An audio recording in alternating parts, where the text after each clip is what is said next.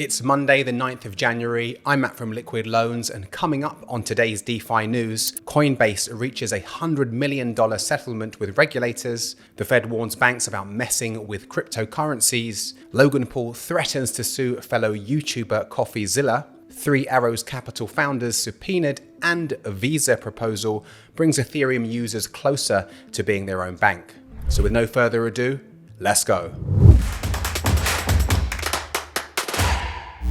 Crypto behemoth and centralized exchange Coinbase is in the spotlight after New York financial regulators have found they violated anti-money laundering laws by failing to conduct proper background checks. Coinbase disclosed this investigation was in progress in its annual 10K filing back in 2021 after state regulators first noticed problems in May of 2020 during routine examinations. The well-known centralized exchange will pay a $50 million fine to the New York State Department of Financial Services and is also required to spend another $50 million on improving its compliance protocol.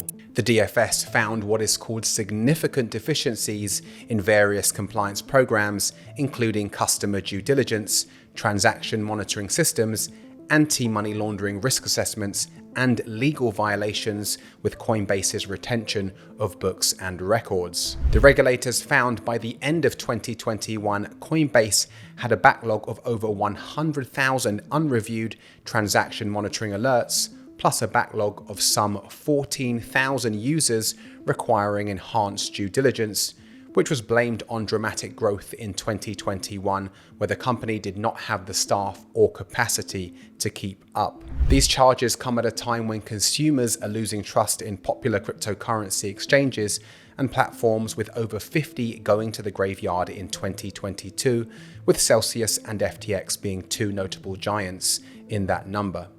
So let's be honest, $100 million is a slap on the wrist, considering Coinbase earned over $3 billion in profits in 2021 alone.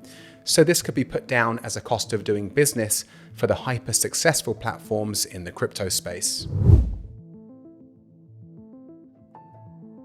Last Tuesday, three federal financial agencies put out a joint statement warning banks about the key risks for banks associated with crypto assets and the crypto sector. It explains that while banks aren't banned or discouraged from providing services to crypto firms, the Federal Reserve, Federal Deposit Insurance Corporation, or FDIC for short, and Office of the Comptroller of the Currency believe that issuing or holding cryptocurrency is highly likely to be inconsistent with safe and sound banking practices.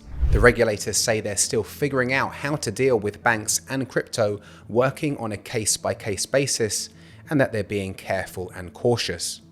Last week's statement mainly focused on the potential risk that comes with crypto, such as fraud and scams, extreme volatility, crypto's lack of maturity, and stablecoin issues, which could hurt banks that hold cryptocurrencies that are meant to be pegged to the US dollar.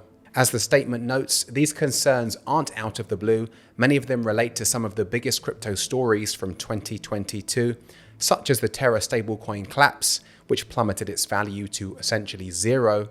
And then there were several other firms, including Three Arrows Capital and Celsius, both which filed for bankruptcy, followed by the big one, FTX. So, is this legacy finance really caring about the people, or just protecting its own industry? Time will tell, but constant crypto platform meltdowns have not helped either way. A war of two big YouTubers seems imminent, as Logan Paul has threatened to sue internet detective Coffeezilla for defamation after he accused Paul's CryptoZoo NFT project of being a scam. The two have been back and forth on social media and YouTube videos ever since December the 17th, when Coffeezilla launched the first of a three-part video series attacking CryptoZoo and Logan Paul, who was the face of the project. CryptoZoo was supposed to be a fun blockchain game that can earn you money, but millions of dollars of investors' money later, things are still broken, he said. In his most recent response, Logan Paul published a video on January the 4th and shot back by accusing Coffeezilla having led the charge to drive and monetize a narrative telling millions of people that I'm a fraud or I tried to scam my audience. He also accused Coffeezilla of having done so without verifying any background information or real evidence, adding that he took multiple criminals' words as truth and therefore broke laws. Crypto Zoo is an NFT game with the premise of allowing zookeepers to buy NFT eggs using the game's native token Zoo. These eggs would then be hatched into animals that can be bred to create hybrid animals that then could be staked to earn more Zoo tokens. Paul described the project in an August 2021 podcast as a really fun game that makes you money, and suggested the art for the game would be handmade by 10 different artists over 6 months. The hybrids were the focus of a September 2021 video from Coffeezilla, in which he described the images as a bunch of stock photos from Adobe that have been poorly photoshopped. The Crypto Zoo blog has also not published any new content since April the 20th of last year, leading many to believe that the project has stopped completely, and at the time of filming, the Zoo token has plummeted by 99.5% over the past year. So another story of a celebrity, a failed NFT project, and many getting burned in the process. If this does not serve as a warning to NFT and crypto investing, then I don't know what will. On January the 5th, 3 Arrows Capital, Suzu and Carl Davis were subpoenaed on Twitter after the liquidators were granted permission from Singapore authorities following a United States bankruptcy court order, according to information from advisory firm Tino. In the case of Carl Davis, the Southern District of New York Bankruptcy Court granted the subpoena order as he's a US citizen, while Singapore's courts granted the order to both co-founders. The liquidators' lawyers have been unable to engage with the founders in recent months. A communication protocol was agreed between the liquidators and the founders, but has not yet yielded satisfactory cooperation, according to a hearing on December the 2nd.